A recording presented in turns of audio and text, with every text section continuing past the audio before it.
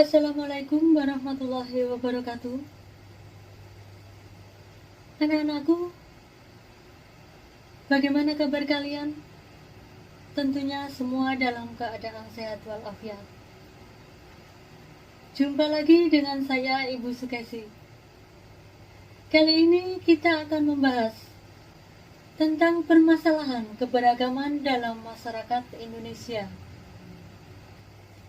Namun sebelum pembelajaran ini kita mulai, marilah kita berdoa menurut agama dan keyakinan kita masing-masing. Berdoa dimulai. Berdoa selesai. Anak-anakku, setelah kalian menyimak tayangan video berikut ini, diharapkan kalian dapat mengidentifikasi permasalahan keberagaman dalam masyarakat Indonesia. Telah kita ketahui bersama bahwa Indonesia merupakan negara kepulauan yang sebagian besar wilayahnya dihuni oleh berbagai etnis dengan adat istiadat yang berbeda-beda. Keberagaman masyarakat Indonesia meliputi keberagaman suku bangsa, keberagaman agama, keberagaman adat istiadat dan budaya, keberagaman bahasa daerah, keberagaman pandangan politik, dan keberagaman golongan. Anak-anakku, terlebih dahulu kita akan membahas tentang keberagaman suku bangsa.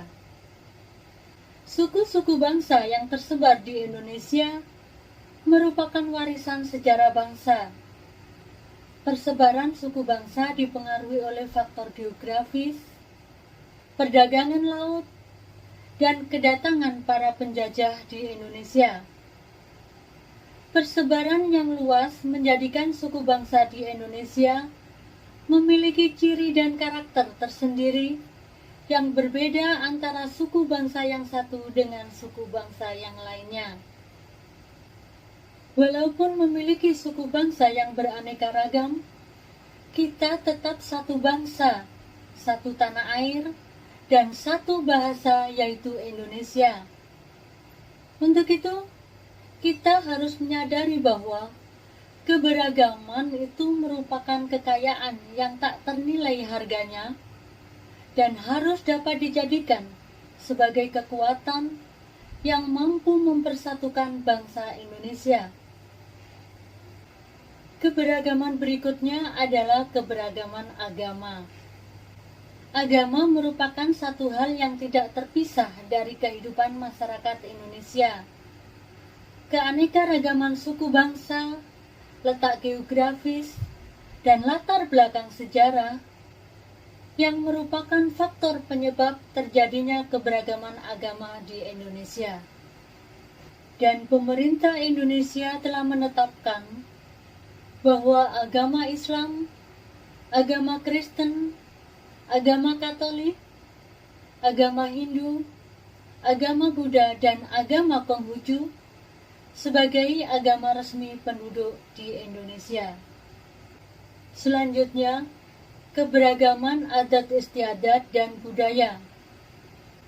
Adat merupakan peraturan tentang perbuatan manusia yang lazim dilakukan sejak zaman nenek moyang dan diikuti oleh keturunannya.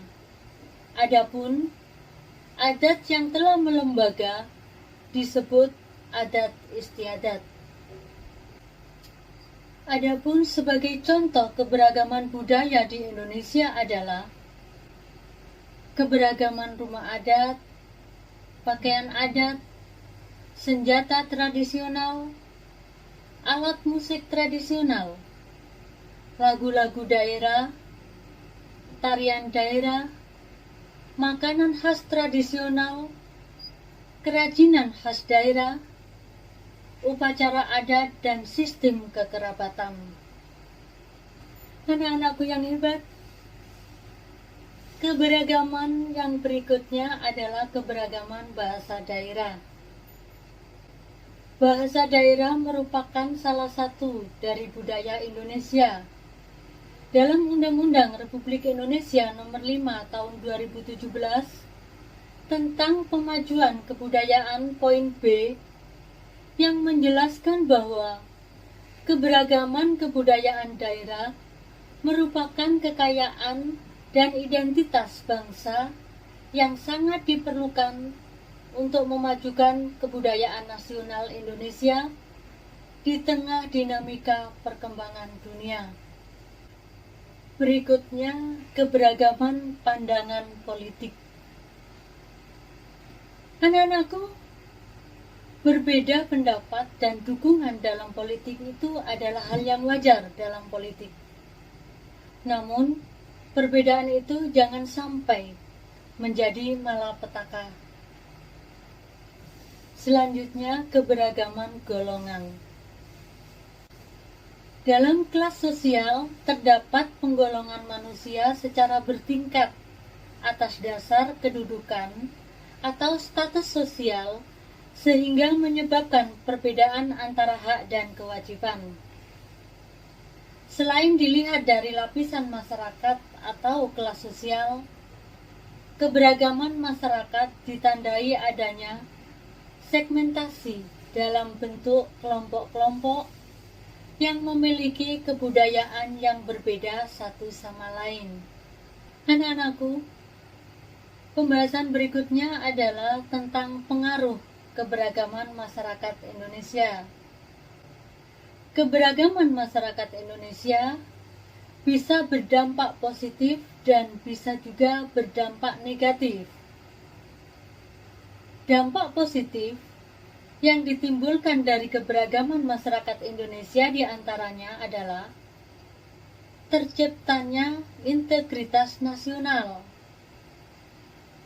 Berikutnya, menjadi sarana untuk memajukan pergaulan antar suku, agama, budaya, dan golongan yang dapat memperkaya khasanah budaya bangsa. Adapun dampak negatif keberagaman masyarakat Indonesia diantaranya adalah terjadinya konflik dalam masyarakat.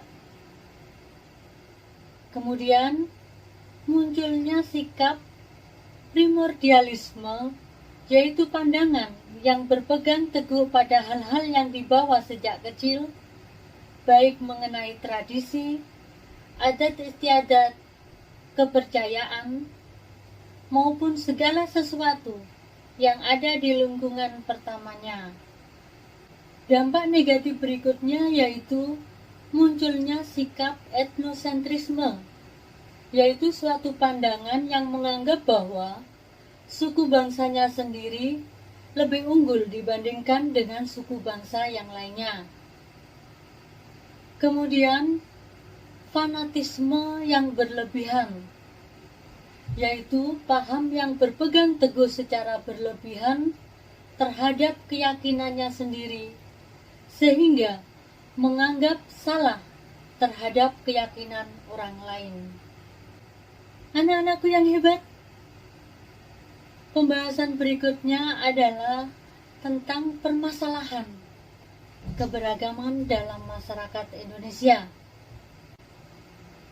Keberagaman bangsa Indonesia menimbulkan potensi masalah, sebab masyarakatnya terdiri dari berbagai suku, ras, agama, budaya, dan kebiasaan yang berbeda-beda. Anak-anakku, di sini Ibu akan menjelaskan satu persatu dari permasalahan tersebut. Yang pertama adalah permasalahan dalam keberagaman suku bangsa.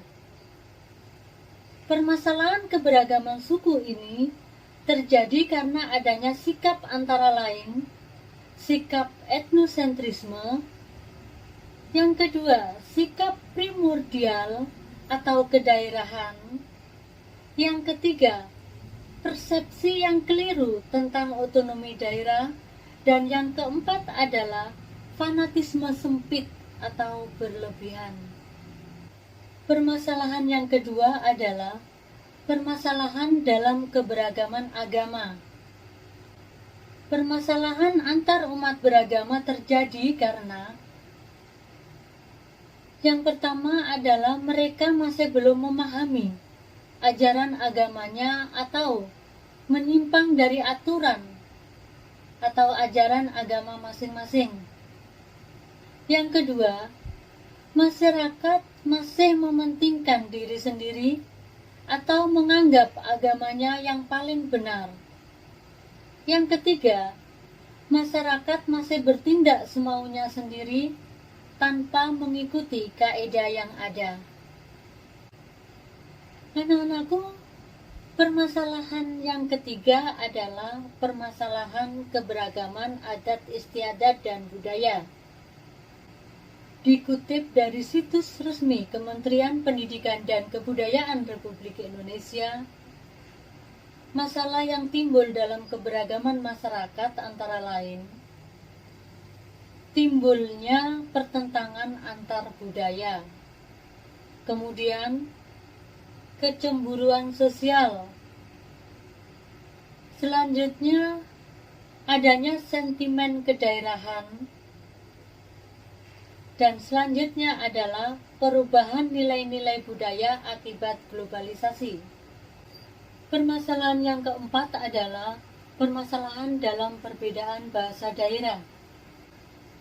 Dengan adanya anggapan bahwa mereka yang menggunakan bahasa daerah ketika berada di lingkungan tertentu seperti di kampus, di pusat perbelanjaan, di kantor, hingga di sekolah dianggap sebagai orang udik yang kampungan. Mereka yang berbicara medok terlihat seakan-akan berasal dari tempat yang jauh dan tidak layak untuk bersanding dengan orang-orang kota yang katanya hidup mewah dan sosialita. Tentu hal tersebut sangat tidak dibenarkan, mengingat Indonesia merupakan negara dengan banyak bahasa. Bahkan, menurut Badan Pengembangan Pembinaan Bahasa, Kementerian Pendidikan Kebudayaan, menyatakan bahwa berdasarkan data terakhir, Indonesia memiliki 652 bahasa daerah. Survei tersebut selalu diperbarui setiap bulan Oktober sebagai bulan bahasa. Permasalahan yang kelima adalah permasalahan keberagaman dalam pandangan politik. Sebagian besar masyarakat Indonesia belum dewasa dalam menyikapi perbedaan, terutama dalam perbedaan politik. Sebagian masyarakat menganggap orang yang berbeda pilihan itu sebagai musuh, tidak terkecuali keluarga sendiri.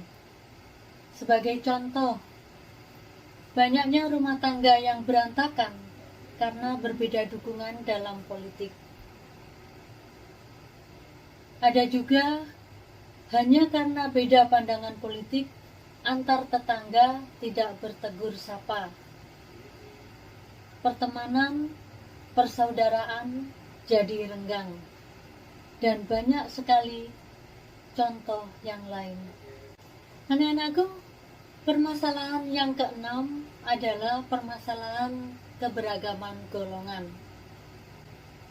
Munculnya perasaan etnosentrisme kelompok yang menganggap hanya kelompok atau golongannya saja yang paling baik dan sempurna, sementara golongan lainnya dianggap banyak memiliki kekurangan. Sikap etnosentrisme tidak hanya terdapat dalam kelompok suku, namun juga terdapat dalam kelompok lain seperti kelompok pelajar, partai politik, pendukung tim sepak bola, dan sebagainya. Anak-anak, secara garis besar, masalah yang dapat muncul dalam keberagaman masyarakat Indonesia adalah konflik. Dalam Kamus Besar Bahasa Indonesia, konflik diidentifikasikan sebagai percekcokan, perselisihan, atau pertentangan.